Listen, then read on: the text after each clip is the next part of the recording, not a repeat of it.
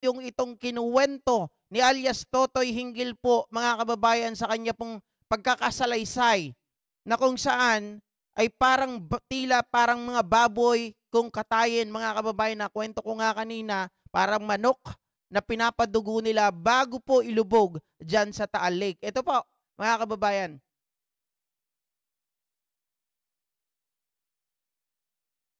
Okay po sir, first question po namin sa inyo. Yung nagulantang ng maraming tao na agad nakakuha po ng sako, no? Ito po PCG sa operation nila kahapon. Pero ang noticeable dun sir is sunog yung mga nakuha. May information po ba kayo na iba pa pong paraan ng pagpatay at pag-dispose sa mga sabungero? Katulad niyan, wala talaga akong idea dyan.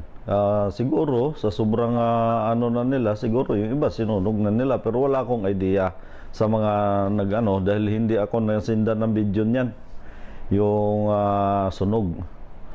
How about sir yung dinidismember, yung mga bodies para ma-dispose? May idea po ba kayo about it? Because I read in an unofficial document na isa po yun sa mga disclosed na information. Paano dinidispose? China-chop-chop? Iyon na nga, yung katulad ng sinabi ko noong nakaraan, na pinakitaan nila ako ng video, na kung paano, parang baboy, yung ginawa nila. Yun lang yun, hanggang doon lang ang alam ko. May wala akong idea, basta yun lang ang video na pinakita sa akin. Hanggang saan yung video sir? So ano po ang nakita niyo? Basta yung nakita ko yung video, yung killing me softly ba yung ginagawa, yung pinipihit. Yun lang ako, doon lang, hanggang doon lang. Tapos yung laman dito, yung tiyan, yung mga laman-laman, gusto nila yung parang lumabas yung dugo para hindi lumubo yung tao. So inaano nila, sinasaksak talaga, so iniiwa nila? Iwa talaga, talagang karumal-dumal nga yung ginawa nila. Grabe no, napakatindi mga kababayan. Yung pagpapalabas ng dugo na yan, ay ang naiisip ko talaga, yung kagaya po nung dun sa manok.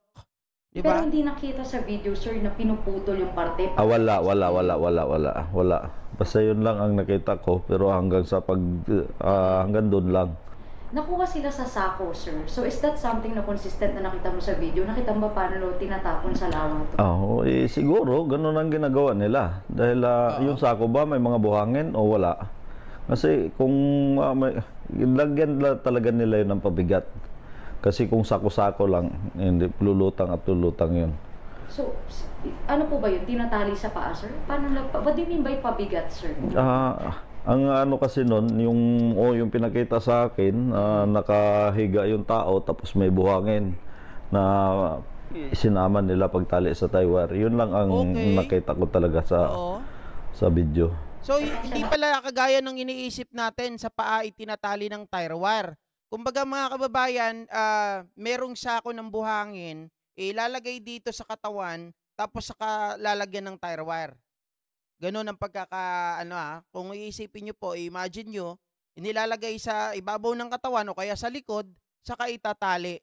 Hindi po yung kagaya ng nainisip natin na itatali yung buhangin, sako ng buhangin, at iaano doon sa paa. Hindi daw pala. Doon mismo sa katawan para talagang walang lulutang, walang posibilidad na lumutang mga kababayan. Sir, for asking, saan nila tinali yun? Sa paa? Lahat. Kasi lahat parang straight siya na parang Kentot. Nakapatong siya tabla yung tao. Na paghulog. Grabe. Ditso lubog. Okay po. May video nung hanggang sa paghulog nila? Yung ano lang, yung ang kwininto na lang sa akin yun. Pero yung video kung paano nila kinatay, yun na yun. Yung kwento po sa inyo, kung paano na dinispose, anong exact na kinwento sa inyo, sir? Ayun na nga, mabilis nga kasi na pagkagawa nila yun. Yun yung kinikwento nila sa akin. Kasi kinabukasan yan, halimbawa ngayon nila dukutin. Kinabukasan yan, pupunta yan sa bahay. Kukunin na yung 500,000 na yung suhol sa kanila. May nakuha na naman pong sako again ang authorities kanina po sir sa diving operations nila. Ano po ito? Sabay-sabay po ba? Sa isang gabi, ilan ang tinatapon din? Depende. Halimbawa yung itong isang entry. Halimbawa, entry ni Mr. Atong Ang. Yung isang entry na yan, halimbawa 5 katao yan na gumawa ng tsupi, obligado kunin lahat yun. Minsanan yun, sir. Oo, kunin lahat. Hindi pwedeng, hindi pwedeng itira yung isa. Kaya nga may bata doon na nadamay. Oh, Mayroon pa nga buntis, di ba? Shit. Yung naikwento ko na may Grabe. buntis na babae. Kasama sa walang awa mga kababayan. Talagang kung naalala nyo po, tama pa yung sinabi ninyo.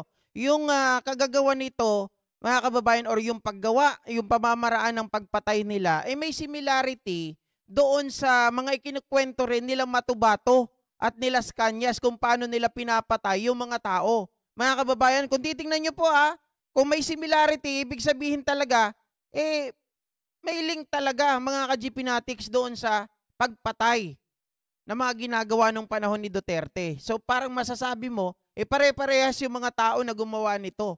Sana, sabi ko nga sana mga kababayan, talagang ito po ay hindi lang media or ipakita lang para magkaroon ng tinatawag na media mileage. Sana po ang lahat ng ito ay talagang mabigyan po ng solusyon, marisolba po ang problema at mabigyan ng hustisya yung mga biktima. Kasama.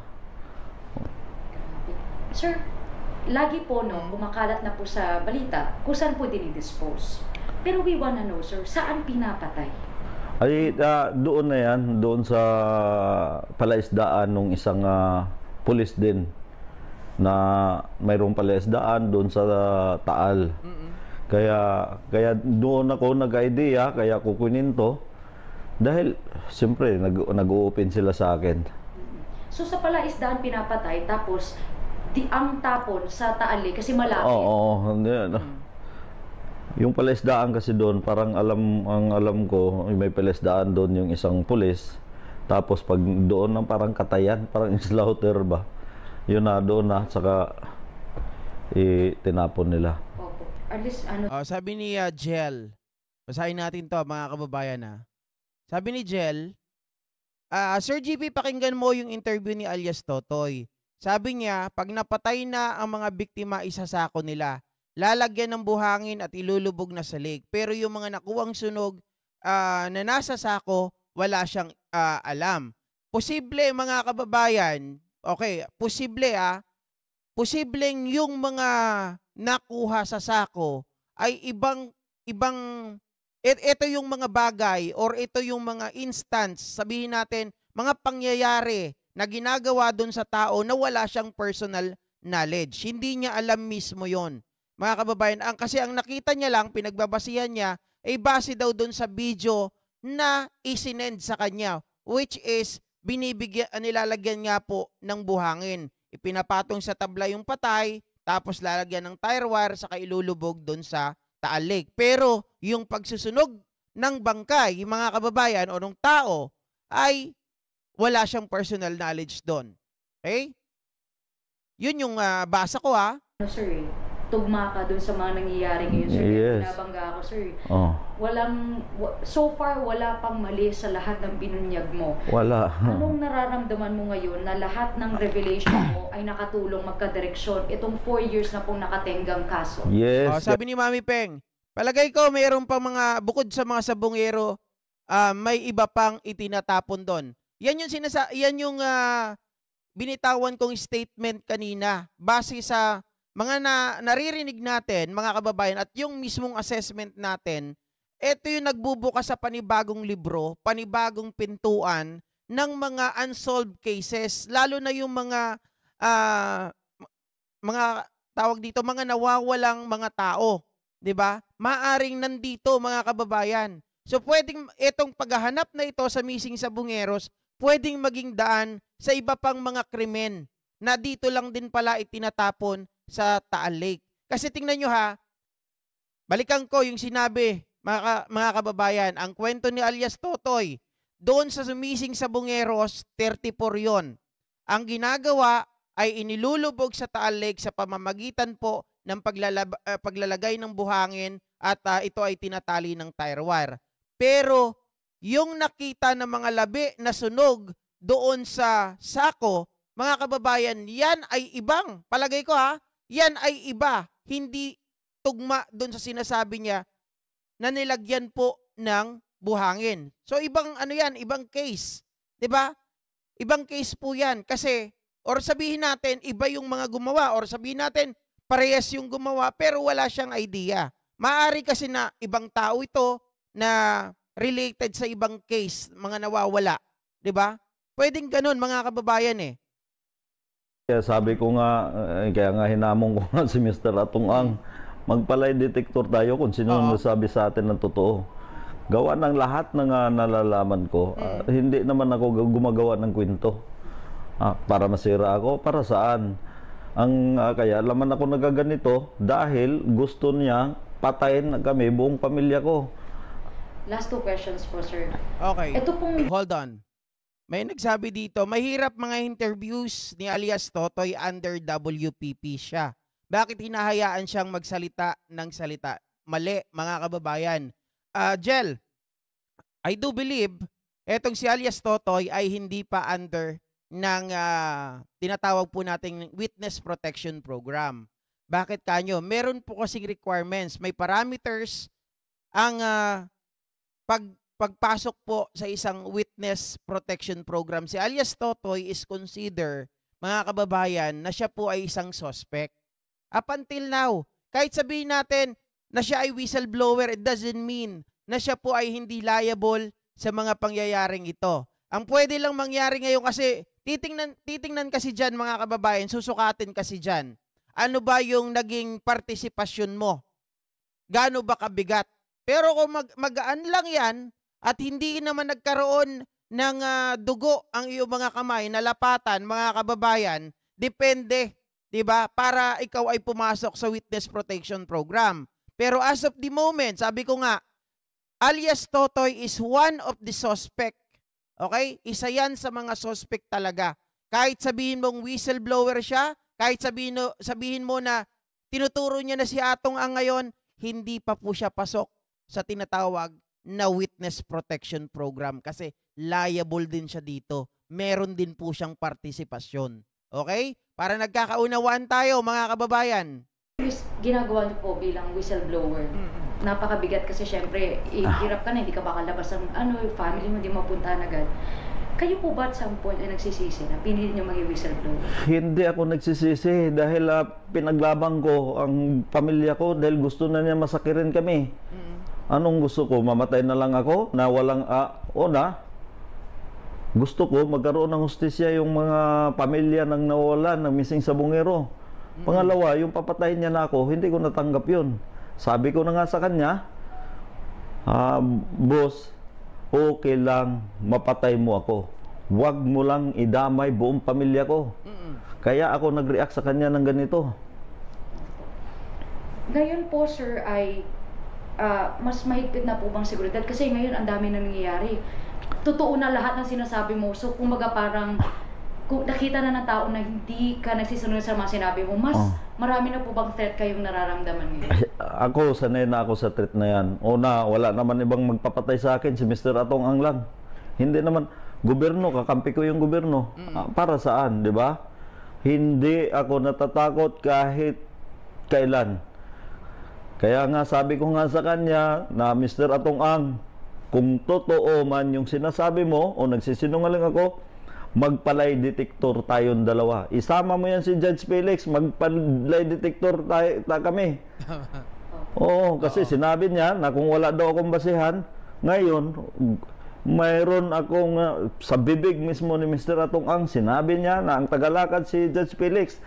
Yung time na yun, 3 months ago, tinawagan ako niya ni Mr. Atong Ang. Nung nagsabong sila sa Manila Arena, nandun si Judge Felix, nandun si Celso Salazar.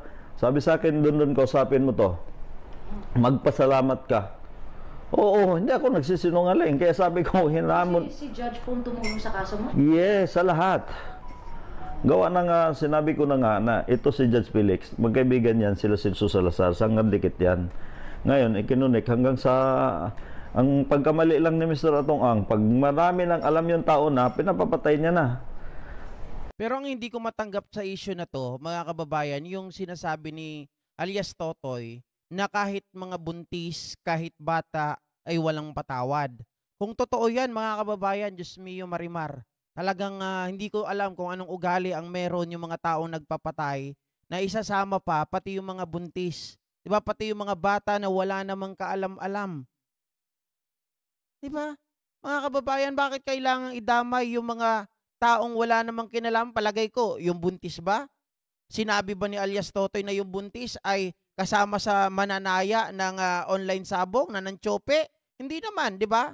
So, ibig sabihin, mga kababayan, walang posibilidad. Hindi na dapat nila ginawa yung pagpatay doon sa buntis.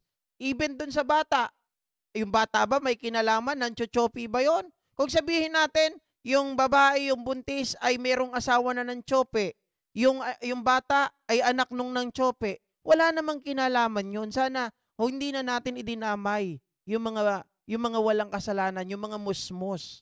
Kawawa naman, 'di ba? Nawala na nga ng magulang, mga kababayan. Nawala na ng asawa, idinamay mo pa yung walang kaalam-alam. Grabe. Eto naman,